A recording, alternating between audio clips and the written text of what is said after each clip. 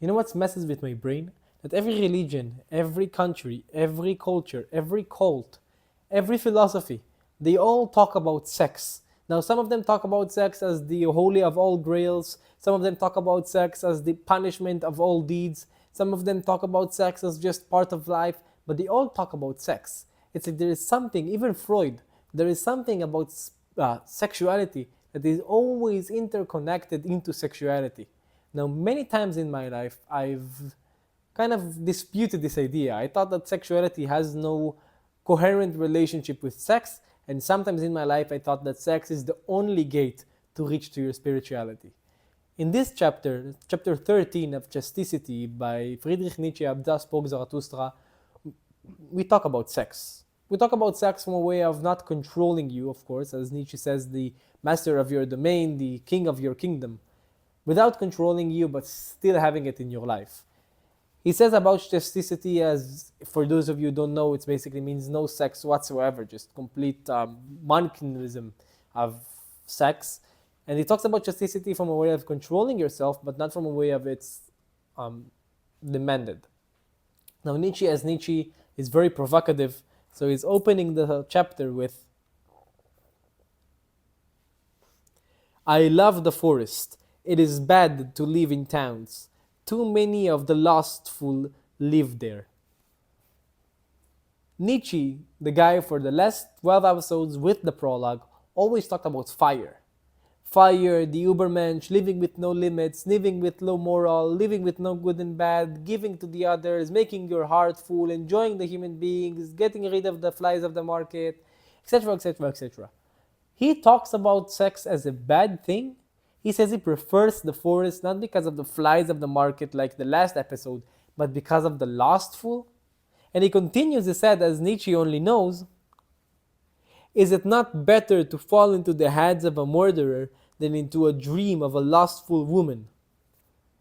I don't know about you, Nietzsche, but I choose the lustful woman every fucking time.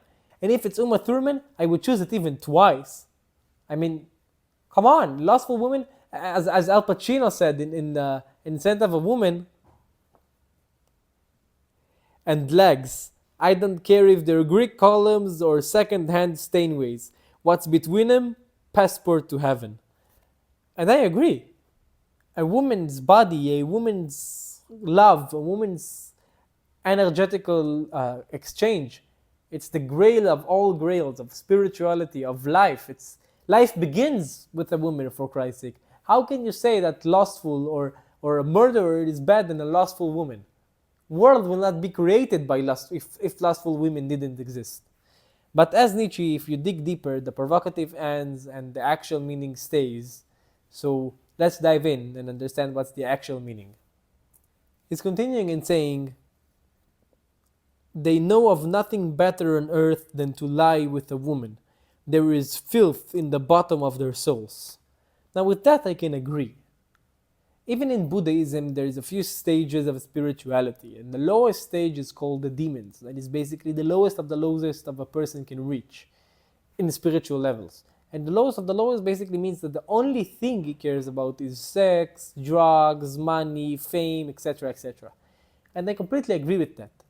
If the only thing that matters in your life is having sex with a woman or having sex with a man, and all your target and goals and ideas and thoughts are reaching to that concept, then your soul is filthy and actually has no limit to its filth.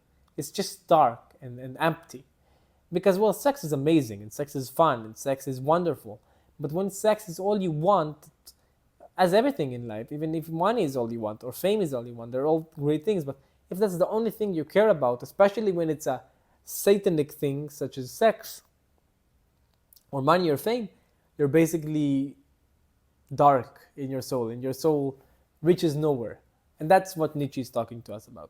As we keep continuing reading, we will see that the thing he's talking is making sex not your main virtue, but as part of life.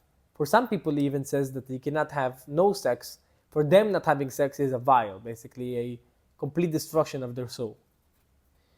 Now, you can see that sex is something that drives us all with the satanic needs and with the darkness of our souls, because we always interconnect sex with violence. Oh, I'll fuck her brains out, I'll break her bones, I'll fuck her till she cannot walk, etc., etc., right? That's how sex is. People love choking each other when they have sex, they love slapping each other when they have sex, they love cursing each other when they have sex, they love controlling each other when they have sex.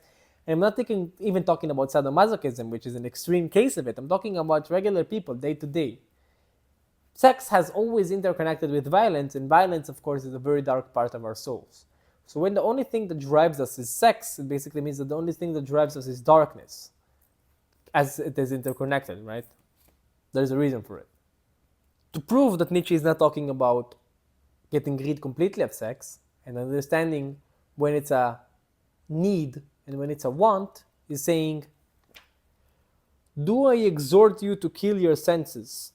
I exhort you to an innocent of the senses. With some, chastity is a virtue, but with many, it is almost a vice. He's not telling us don't have any sex. He's not telling us forget about everything sexual. He's telling us that it needs to be something that is controlled of. In some people, and guilty as charged, having no sex basically means the destruction of the soul. When I have sex, when I have sexual energy in exchange with a partner or with my girlfriend or whatever it is, I feel whole.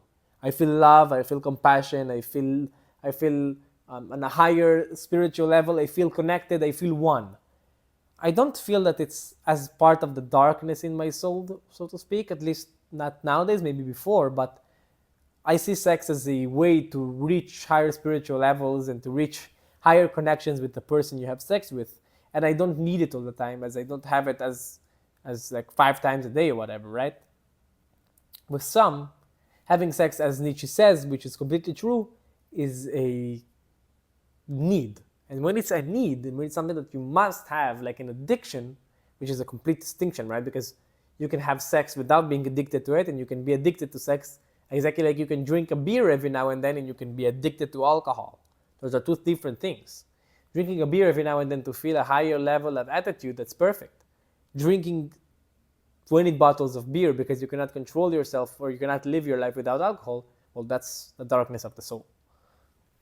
The biggest problem, though, with sexuality, or at least with any addiction, so to speak, but with sexuality specifically, is that it's all over the place. Not as messy, but it's everywhere. In the 21st century, so much so, right? We have sex every fucking where. We have sex when you watch YouTube clicks, we have sex when you watch TikTok, we have OnlyFans. Sex became so accessible that a 5-year-old kid can watch more naked women than the biggest king of England 200 years ago. Sex is so available. It's been really difficult to disconnect from the sexuality and from the sensuality of having sex and having sexual desires in our life. Even if you watch porn for 24/7, you will never even begin all the videos that you have in Pornhub for 100 years to talk about how sex is available nowadays. And the problem with sex, unlike alcohol for that reason, is that not only it's available, it's very tempting. As Nietzsche said with a great quote, the bitch sensuality glares enviously out all of they do. And it's true. Sexual desires and sexual needs and sexuality and sensuality glares over us at every corner of our way. Whether it's when we're talking to our friend, woman or boyfriend, whether it's talking to our partners, business partners, work partners. Sexual tension is everywhere in every moment, as probably Freud would have agreed. And sex and sexuality is part of every, not only interconnected, not only personal connection in our life, but also private connection. It is always with us. It always glares somewhere, always trying to catch us and take us with it. Sometimes for the good part, a lot of times for the bad part.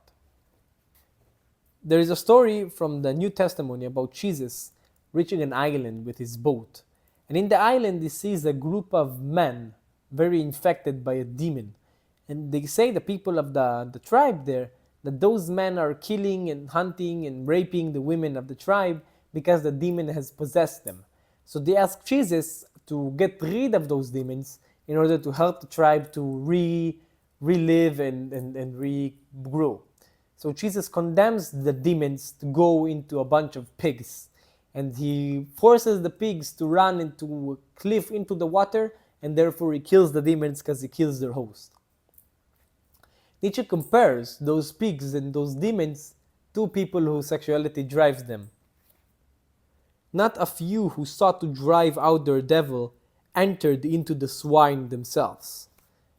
A lot of us who are trying to get rid of the devil, or trying to get rid of sexuality, became the devil itself. Exactly like I said before, as a vice. I can give you a personal story of mine. For a long time, I think for 2-3 years, I was trying to stop jerking off.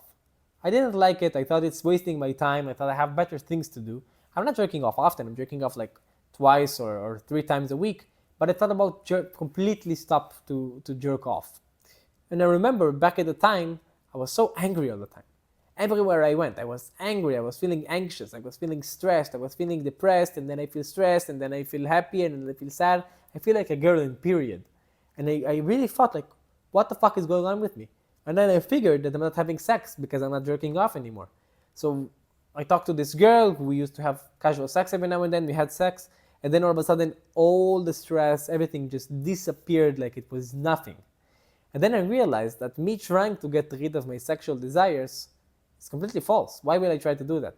I'm a very sexual man because I'm a very heartwarming and fiery person. Me trying to stop have sex becomes me becoming this swine itself. So it just depends on your needs. For the other part, I have a friend who never had sex, and quite frankly, I don't think he will ever have sex.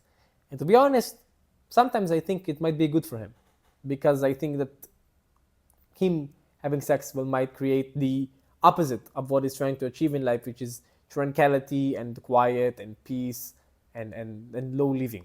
I think it will arise the fire within, will change completely the way that he's trying to achieve in life. Unlike me, where me having sex basically calms me down and leaves me quiet and peaceful and tranquil. The problem with sex is that it's not only very tempting, it's also very deceiving. You think that you want to have sex and you think that your thoughts are from a rational place, but many, many times your thoughts are just becoming from your sexual desires and from your sexual highness, right? Because you're high from sex. For a few times in my life, I have to admit that I made wrong deeds. Of course, I haven't raped anyone, but I made some wrong deeds and some uncomfortable things to women when I was high on sex because I couldn't endure the idea of not having sex with them. And I think a lot of us do it in different ways, depends on the situation. It's a very interesting research that I've read a few years ago with Daniel Kahneman, which is a very famous Israeli psychological economist. And he talked about a research he made in Stanford University, I think, or in some university in the US, where he gave people a questionnaire about what will they do to women in some cases. Will you try to convince a woman to have sex with you even she said she doesn't want to? Will you have sex already with a woman and then try to convince her to keep having sex with you even though she said she doesn't want to, etc., right? Like, not rape, of course, but things that are not comfortable, things that are gray area in the sexual area. Some will even say very black, like very wrong. And he asked them to do this questionnaire with 2 times. One time when they're completely regular, just sitting home, not doing anything. And one time when they're watching porn and jerking off.